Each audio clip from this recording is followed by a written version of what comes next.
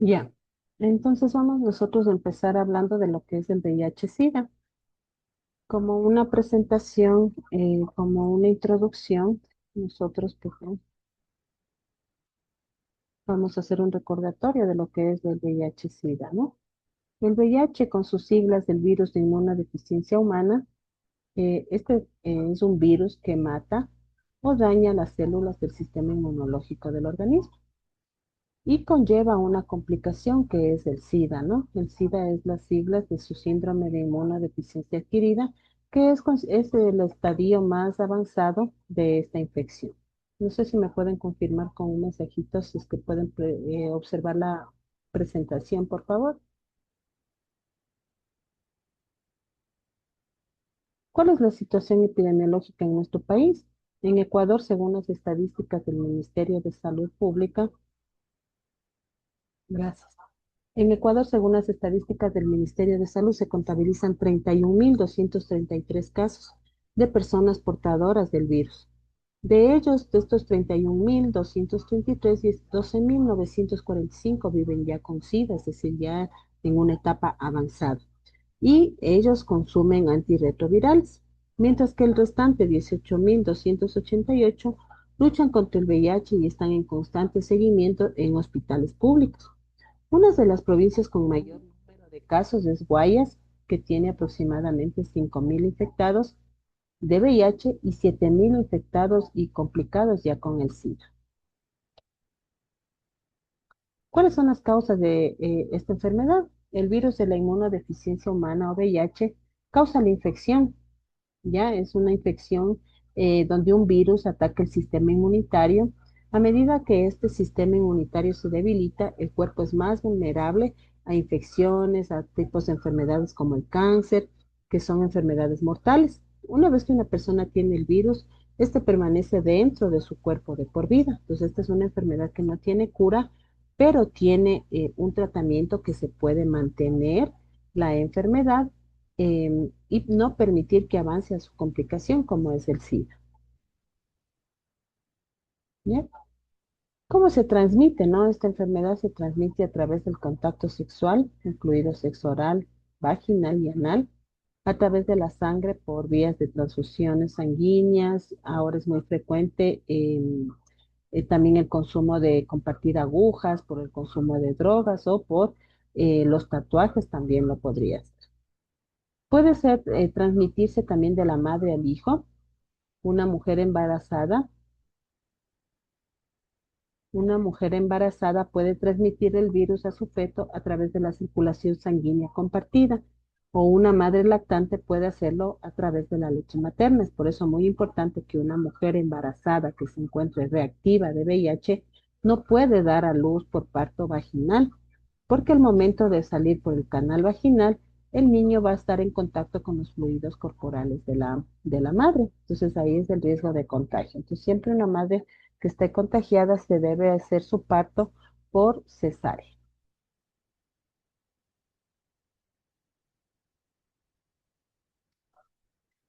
El virus no se transmite por estar en un contacto casual como un abrazo, un beso en la mejilla o dar la mano.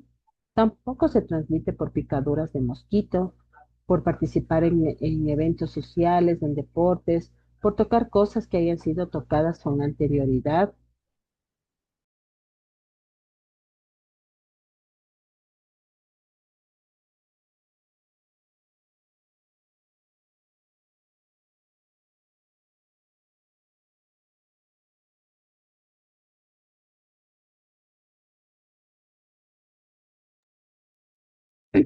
Perdón, mil disculpas.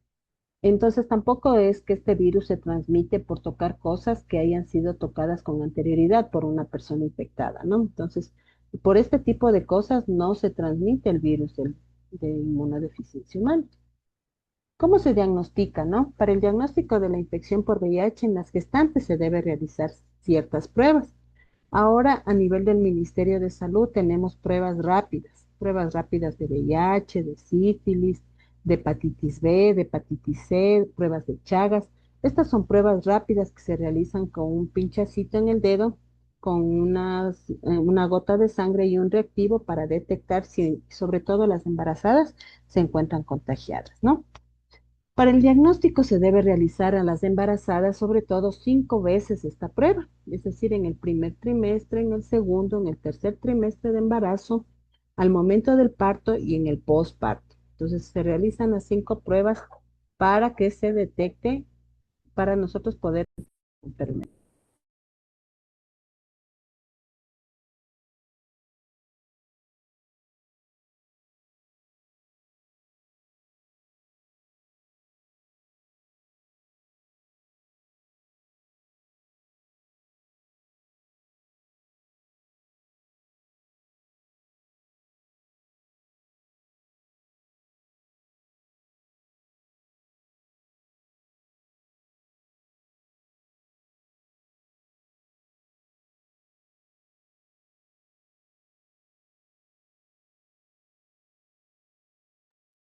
Perdón.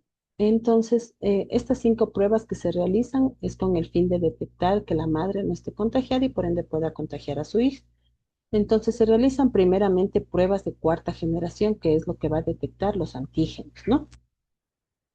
Una vez que estas pruebas salgan reactivas, em, procedemos a confirmar con una prueba de tercera generación que va a detectar lo que es los anticuerpos. Una vez que alguna de esta prueba de tercera generación salga reactiva nuevamente, nosotros vamos a referir ya al hospital más cercano para que el paciente sea ingresado en la sala de unidad de atención integral del VIH. En caso de ser reactivas las pruebas de tamizaje, se debe realizar ya las de confirmación. Estas ya se realizan en el hospital. Son pruebas de laboratorio como denominadas pruebas de Western blot. ¿Cuáles son las personas que por lo general deben realizarse esta prueba? Hombres y mujeres que tengan relaciones sexuales sin protección o con varias parejas sexuales. Mujeres que deseen embarazarse, mujeres embarazadas o que se encuentren durante el labor de parto. Personas con alguna enfermedad definitoria como el SIDA, personas con antecedentes de transfusiones sanguíneas, personal de salud que haya sufrido lesiones de riesgo con instrumentos punzocortantes durante su actividad laboral. Para esto se denomina accidente laboral, ¿no? Personas que son víctimas de violencia sexual, parejas de personas con VIH confirmado o con sospecha del mismo. La confidencialidad no debe ser infringida sin el consentimiento del caso índice. Entonces, aquí es muy importante nosotros siempre manejar lo que es el consentimiento informado. Si una persona que es detectada o sus pruebas fueron positivas o reactivas, no desea dar su diagnóstico a su familiar, nosotros no podemos obligar. Tenemos muchos pacientes que solo ellos saben el diagnóstico, más sus familias, sus padres, sus hermanos no lo conocen, ¿no? Entonces eso ya es confidencial, es información propia del paciente. Personas que usan drogas, personas que vayan a donar órganos y sujetos con infecciones de transmisión sexual activas o recurrentes. Son las personas que por lo general deben realizarse este tipo de pruebas. ¿Cuál es la intervención de enfermería en el apoyo emocional? Brindar apoyo emocional temporal a la persona afectada, a su pareja, familiares y amigos, y canalizarlos con el servicio correspondiente. Como les decía, todos los hospitales tienen la UAI, que significa la Unidad de Atención Integral del VIH. Entonces, toda persona que sea detectada en, digamos, en los centros de salud o en una clínica, son referidas al hospital más cercano para iniciar lo que es el tratamiento. También se va a orientar y asesorar al paciente para una atención integral. Se ha documentado que el proceso de aceptación emocional ante un resultado confirmatorio evoluciona de acuerdo con la atención previa que haya tenido la persona. Los síntomas relacionados con la infección aguda por VIH cuando una persona se infecta por primera vez a menudo son similares a los de la gripe, ¿ya? Puede empezar con diarrea, fiebre, dolor de cabeza, úlceras bucales, puede ser candidiasis, rigidez o dolor muscular, sudores fríos, erupciones de diferentes tipos, dolor de garganta, ganglios linfáticos inflamados. Son los principales síntomas que muchas veces se confunden con otra patología, ¿ya? Yo tenía el caso en este año que pasó de un joven de 22 años que empezó con dolor abdominal, diarrea, dolor abdominal, diarrea. Los padres le llevan a una clínica particular, le ingresan y le operan por una supuesta apendicitis. Pasa la cirugía y continúa. Baja de peso, diarrea, baja de peso, dolor abdominal. Le vuelven a operar por una colecistitis, es decir, por cálculos de una vesícula y continúan los síntomas. El personal de esta clínica particular nunca tomó en cuenta de hacerle pruebas serológicas. Viendo que ya el paciente no se recupera, le refieren al centro de salud más cercano a su domicilio, donde se le hacen las pruebas y el paciente tenía VIH. ¿Ya? Entonces es muy importante eh, cualquiera de estos síntomas que sean muy recurrentes, como a pesar de tomar tratamiento, no hay recuperación, bajan mucho de peso, hay que sospechar, sobre todo si son personas jóvenes que podrían ser sexualmente activas o tener varias parejas, las que podrían estar contagiadas, ¿no? Muchas personas no tienen síntomas cuando se les diagnostica el VIH. La infección aguda por VIH progresa durante unas semanas hasta meses para convertirse en una infección asintomática asintomática. Esta etapa puede durar hasta 10 años o más. Durante este periodo las personas aún pueden transmitir el virus a otras personas, ¿no? Entonces, no es que me contagié hoy y empiezo enseguida con los síntomas, ¿no? Todo depende de nuestro sistema inmunológico. Este paciente que les comento era un estudiante de la universidad, pierde el semestre, sus padres le envían a trabajar en la costa, él entra a trabajar en una camaronera 6 meses. Pasa los 6 meses y se regresa a volver a estudiar. Eso fue al inicio de la carrera. El paciente termina la carrera y estando justo ya en la parte de egresar de la tesis y todo eso, empieza con la sintomatología. Entonces pasaron varios años donde él asume que se pudo haber contagiado porque es el único lugar donde pudo haber tenido algún contagio. Casi todas las personas infectadas con VIH de no recibir tratamiento se complicarán y contraerán el SIDA. Un pequeño grupo de pacientes donde que el SIDA se desarrolla lentamente o nunca aparece, ¿no? Esto depende del sistema inmunológico. A estos individuos se los llama pacientes sin progresión de la enfermedad y puede ser por los genes que impiden que el virus cause daño significativo a su sistema inmunitario. Las personas con SIDA que han tenido su sistema inmunitario dañado por el VIH son muy susceptibles a contraer fácilmente infecciones que normalmente no se desarrollan en personas con un sistema saludable, ¿no? Estas son denominadas infecciones oportunistas, es decir, un paciente que tiene VIH, su sistema inmunológico está totalmente disminuido, entonces se contagia fácilmente de una gripe y esta puede ir a una complicación grave como una neumonía. ¿Ya? Entonces va a adquirir enfermedades oportunistas que se van a complicar. Muchas veces fallecen por las complicaciones más que por su VIH. Los síntomas del SIDA son principalmente el resultado de infecciones que normalmente no se desarrollan en personas con un sistema inmunitario sano. Perdón, estas se llaman infecciones oportunistas. Los síntomas comunes, como ya habíamos visto, son escalofríos, fiebre, salpullido, sudores, particularmente en la noche. Los ganglios linfáticos se inflaman, hay debilidad y pérdida de peso. El tratamiento en este momento no existe una cura para el SIDA, pero hay tratamientos disponibles para manejar los síntomas. El tratamiento también mejora la calidad de vida, la duración de vida y de aquellas personas que han desarrollado síntomas. Entonces, la terapia antirretroviral inhibe la replicación del virus. O sea, va a mantener el virus, pero va a impedir que este se siga reproduciendo aceleradamente. Se denomina terapia antirretroviral. Son unos medicamentos que se administran por vía oral. Ayuda a la reducción de la cantidad de virus, de la carga viral, y se mide a través de un examen de sangre, ¿no? Para ver cómo está la carga viral del paciente. Las personas que tienen terapia antirretroviral y niveles reducidos obviamente todavía van a poder transmitir, no es que yo ya estoy en tratamiento, y yo ya no soy contagioso. Usted toda la vida va a ser una persona contagiosa a pesar de que se encuentra en tratamiento porque tiene el virus. Lo que hace el medicamento es que se reproduzca y aumente la carga viral. ¿Ya? Con la terapia antirretroviral los niveles de VIH permanecen reducidos y el conteo de las células de CUAT permanecen altos. Entonces la vida se puede prolongar y mejorar. Pueden tener un estilo de vida mejor con el tratamiento diario. ¿Cuál es la prevención? No utilizar drogas ilícitas y no compartir agujas ni jeringuillas. En la actualidad, muchas comunidades tienen programas de intercambio de jeringas que les permiten desechar las jeringas usadas por jeringas nuevas y estériles. Este programa también puede ofrecer remisión para el tratamiento de adicción. Entonces, en este caso, las personas más afectadas van a ser las personas adictas, ¿no? Porque el uso de jeringuillas, cuando se hacen los tatuajes, los piercing, todo eso. Evitar el contacto con la sangre de otra persona.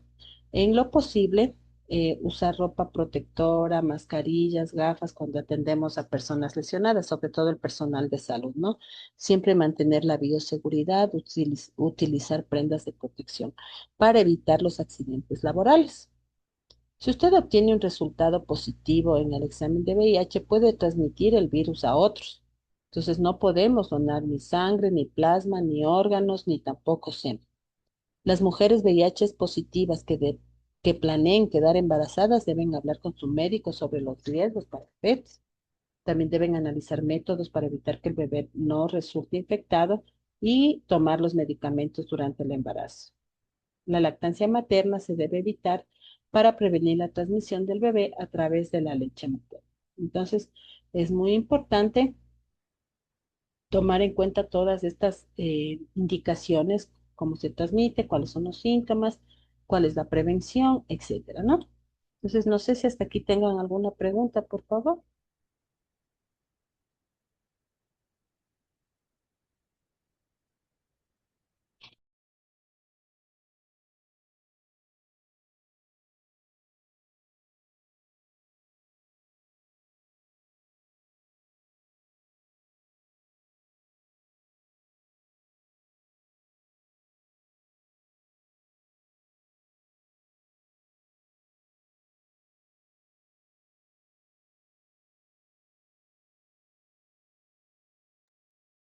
Ya.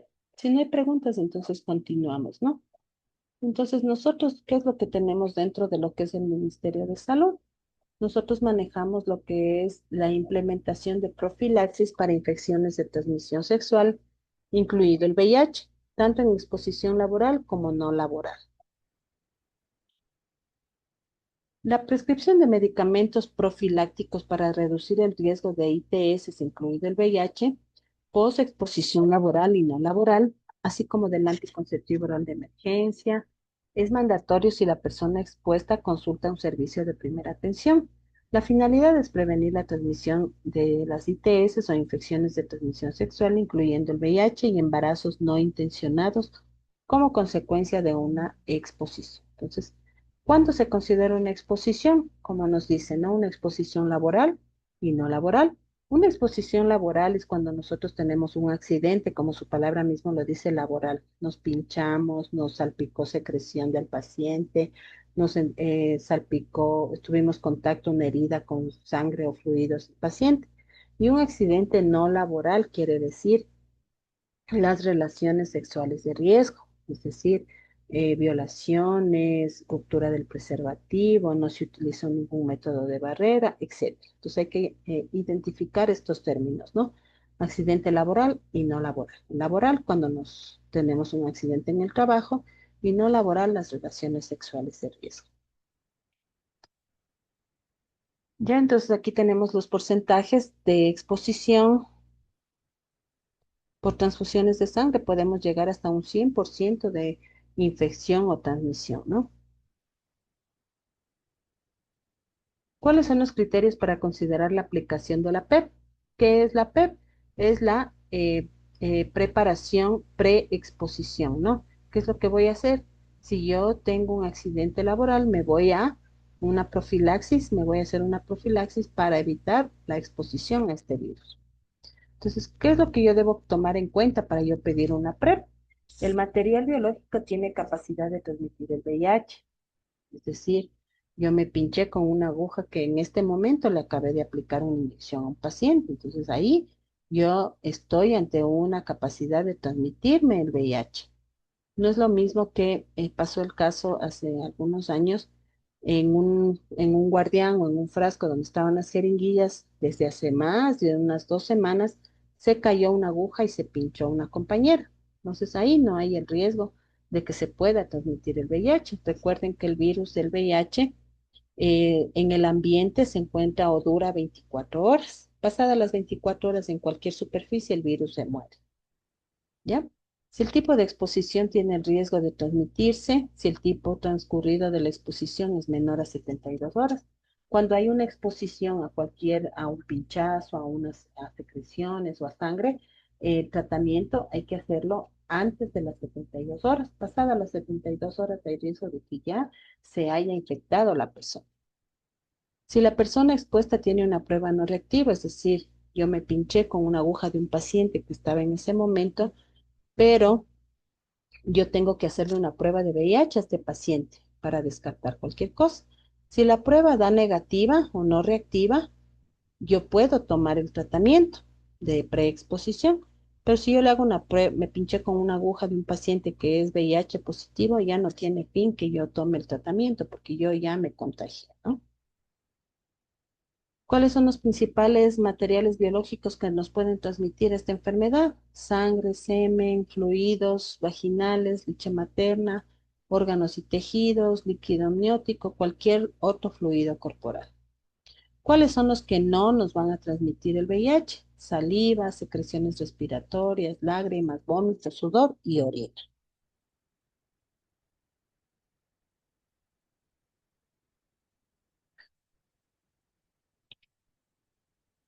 Entonces, ¿cuál es el riesgo, no, para nosotros ante un tipo de exposición?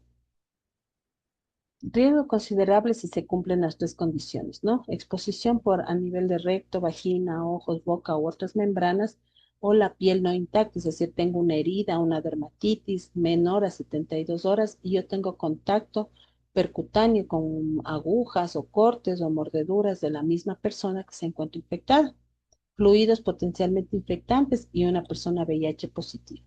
¿Qué es lo que vamos a hacer? Iniciar el tratamiento preexposición.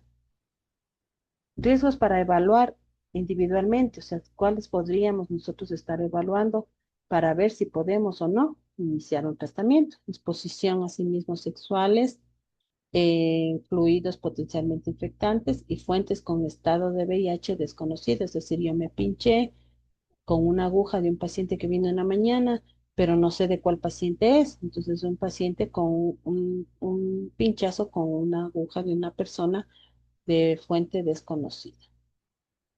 Como decíamos, no se transmite por besos, por mordeduras que no haya ruptura de la piel, arañazos, fluidos infectantes sobre la piel innata. Quiere decir que la piel está totalmente intacta, no hay riesgo de que ingrese el virus.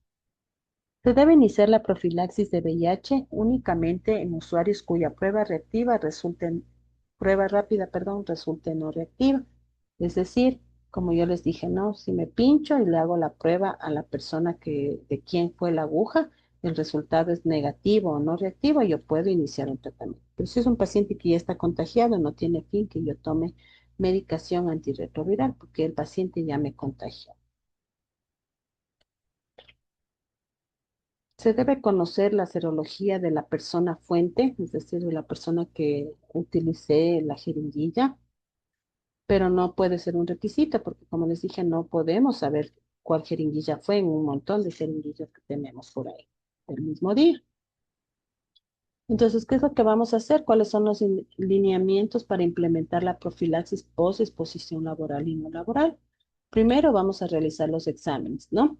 Segundo, vamos a administrar los medicamentos profilácticos con la finalidad de prevenir las infecciones de transmisión sexual. Administrar la anticonceptivo oral de emergencia, esto es en el caso de accidente no laboral, cuando son relaciones sexuales de riesgo. Con este fin, para evitar embarazos no deseados, se utiliza la pastilla de emergencia. Posibles efectos adversos que podrían causar los antirretrovirales y antibióticos y hormonas.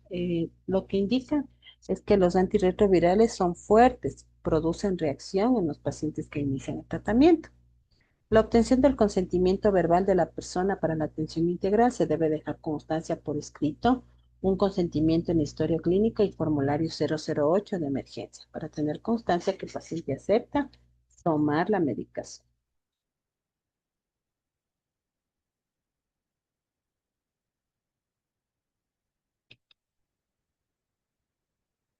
Ya. Pues, ¿qué es lo que vamos a hacer en una persona que está detectada ya en VIH, sífilis o hepatitis B? Nosotros de entrada tenemos que hacer todos estos exámenes, ¿no? Examen de VIH, de sífilis, de hepatitis B, hacer un examen de análisis general, perfil hepático. Hacemos perfil hepático porque los antirretrovirales son muy fuertes y puede producir también daño hepático. Entonces es preferible saber cómo se encuentra nuestro hígado para poder iniciar el tratamiento. Se realizan exámenes de secreciones y pruebas de embarazo. Esto se realiza de forma inicial en 15 días, en 6 semanas y hasta 3 o 4 meses. Entonces, para eso nosotros, el tratamiento profiláctico se denomina kit púrpura. Esta es una cajita donde vamos a tener varios medicamentos que ya les voy a mencionar y se tiene identificado para el momento de activar el kit púrpura, ¿no? El kit púrpura será activado por el jefe de guardia del servicio de emergencia en caso que sea un hospital o en consulta externa o su delegado en los centros de salud para la atención integral de casos de exposición laboral y no laboral. El medicamento profiláctico para el VIH debe ser administrado dentro de las primeras 72 horas de lo ocurrido el evento. Para la administración del tratamiento profiláctico de VIH, los establecimientos de salud que cuentan con el servicio de primera atención deberán entregar el frasco. Entonces, en cada institución de salud hay una cajita, ¿no? Que se denomina el kit púrpura, donde debemos nosotros entregar el tratamiento en el caso que amerite. ¿Ya? Estos son los antirretrovirales, perdón, más conocido como la triada. Se denomina triada porque son tres medicamentos: tenofovir, lamivudina y dolutegravir. Una tableta diaria por 28 días para prevenir, ¿no?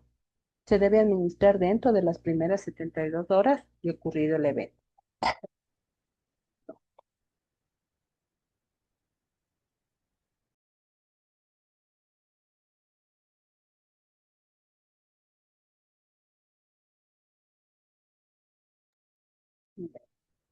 Aquí también tenemos en el caso de medicación pediátrica para los niños.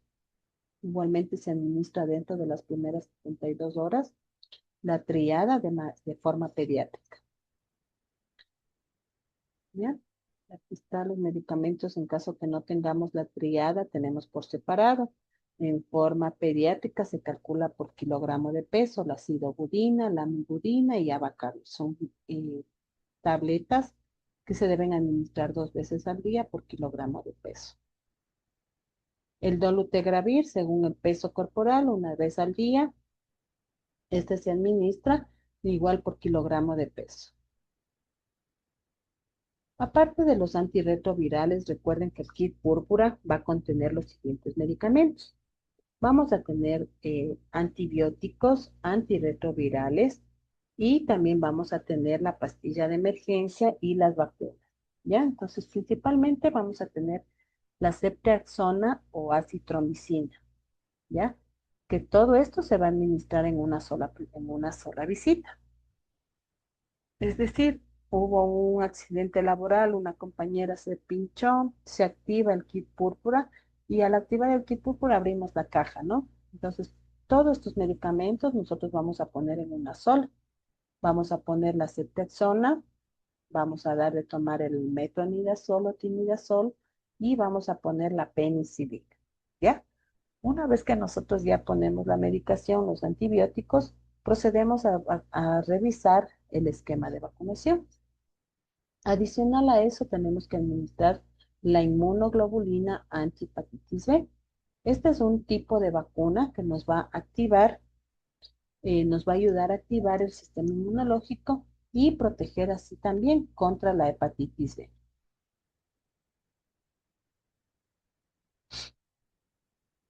Aquí tenemos la presentación en dosis pediátrica de los medicamentos que se encuentran en el kit púrpura. En la hepatitis B, nosotros tenemos que ver al paciente que tenga el esquema de vacunas completo de la hepatitis B, es decir, que tengan las 3 dosis, y se administra una dosis adicional de inmunoglobulina antihepatitis B, 180 unidades internacionales por ml, y lo vamos a administrar en una sola dosis.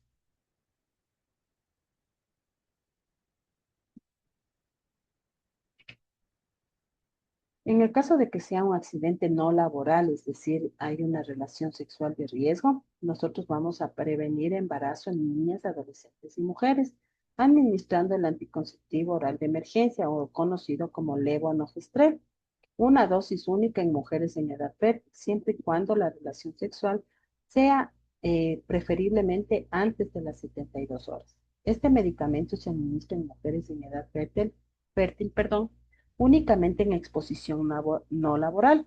¿Cuándo es una exposición no laboral? Violencia sexual, ruptura de preservativo y prácticas sexuales sin protección. ¿Cuáles son los lineamientos para el abastecimiento del esquema profiláctico?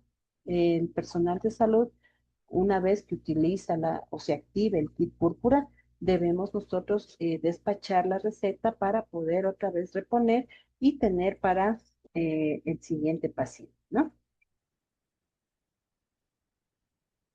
¿Qué es lo que vamos a hacer? Igualmente, solicitar los profilácticos, los antirretrovirales, la pastilla de emergencia. Se deberá verificar mensualmente el kit púrpura que se encuentre completo y que este no esté caducado. Se deberá desarrollar capacitaciones al personal sobre atención en exposición laboral y no laboral de forma trimestral al personal de los establecimientos de salud que cuentan con un servicio de primera atención. Entonces, nuestro kit púrpura deberá contar con un envase primario y con un distintivo púrpura y debe constar de profilaxis para infecciones de transmisión sexual, tanto para niños como adultos, profilaxis para VIH, tanto para adultos como para niños, el anticonceptivo oral de emergencia, las vacunas y la inmunoglobulina y la pastilla de emergencia. ¿Ya? El kit púrpura deberá estar disponible y es de aplicación obligatoria en todos los establecimientos de salud que cuenten con servicios de primera atención y emergencia a nivel nacional. El kit púrpura para casos de exposición laboral y no laboral deberá estar plenamente identificado. Todo el personal de salud debe saber dónde se encuentra, debe estar en un lugar visible y disponible en todas las áreas de emergencias, en los hospitales o en consulta externa. El kit púrpura debe encontrarse siempre completo para el uso inmediato en el caso de presentarse casos de exposición laboral y no laboral. Como les decía, si yo ya tuve un caso, enseguida con la receta tenemos que solicitar la reposición. Una vez usados los elementos del kit púrpura, debe reponerse de manera inmediata. Debemos tomar en cuenta que es responsabilidad del químico farmacéutico, del centro de salud o del hospital de verificar de manera continua la fecha de vencimiento del producto, tomando en cuenta la naturaleza del medicamento, las características del empaque y las condiciones de almacenamiento. Se debe reportar con 60 días de anticipación la fecha de caducidad de los medicamentos profilácticos, tanto para VIH, la inmunoglobulina, la hepatitis B. Se debe reportar para poder hacer el cambio. Los medicamentos antirretrovirales son considerados estratégicos, por lo cual deben ser custodiados y manejados bajo ese criterio. ¿Hasta aquí alguna pregunta, por favor?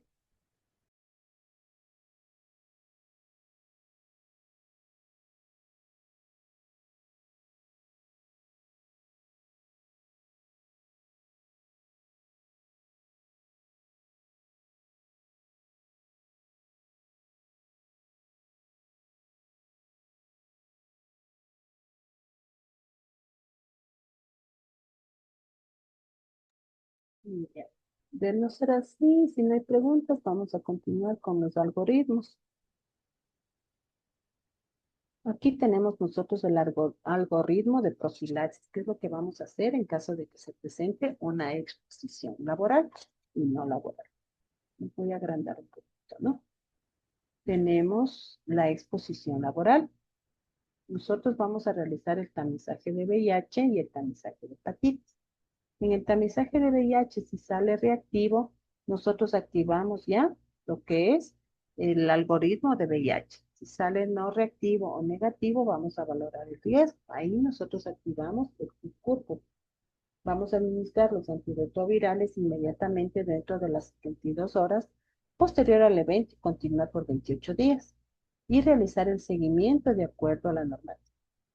Si la prueba de VIH no hay, salió negativo, pero no hay riesgo del paciente, brindamos asesoría y no es necesario activar y continuar con el kit, con la atención.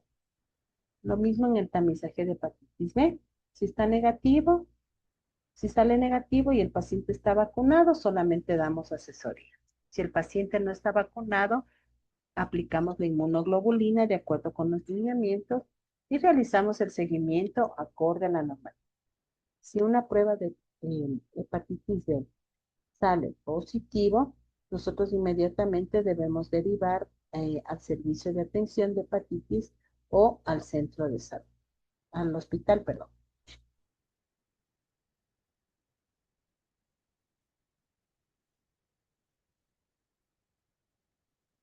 Ya. En caso de una exposición no laboral, es decir, estuve con una relación sexual de riesgo por violencia sexual, ¿ya? Si el paciente tiene, le realiza el tamizaje de VIH y sale reactivo, igualmente activamos el algoritmo de VIH. Si sale no reactivo, valoramos el riesgo. Si no hay riesgo, brindamos asesoría y no administramos los autoridades. Pero si es un paciente que tiene VIH negativo, pero hay un riesgo, activamos el CURP, lo mismo que en el caso de paciente. Una vez que activamos el kit púrpura, nosotros vamos a realizar los exámenes del laboratorio según los lineamientos, entregar los medicamentos antirretrovirales e iniciar dentro de las 72 horas posterior a la exposición laboral y no laboral. Continuar por 8 días. Entregar medicamentos profilácticos para otras infecciones de transmisión sexual. Aplicar la inmunoglobulina en personas que no cumplen con el esquema completo de hepatitis B y que no tengan el documento verificado, administrar los anticonceptivos para la emergencia y realizar el seguimiento acorde a la normativa. ¿Ya? En caso de una población pediátrica, únicamente nosotros en exposición no laboral se gestiona en salud ocupacional, el caso del médico que le pueda atender esto en emergencia 24/7. Todos los hospitales en el área de emergencia tienen la sala de primera acogida que es donde se receta a los pacientes que dieron reactivo, que fueron víctimas de violencia, etc. Si hay relaciones sexuales sin condón o ruptura del condón, y verificar el documento de vacunación. Aquí en este caso siempre nos van a pedir a nosotros el esquema de vacunación.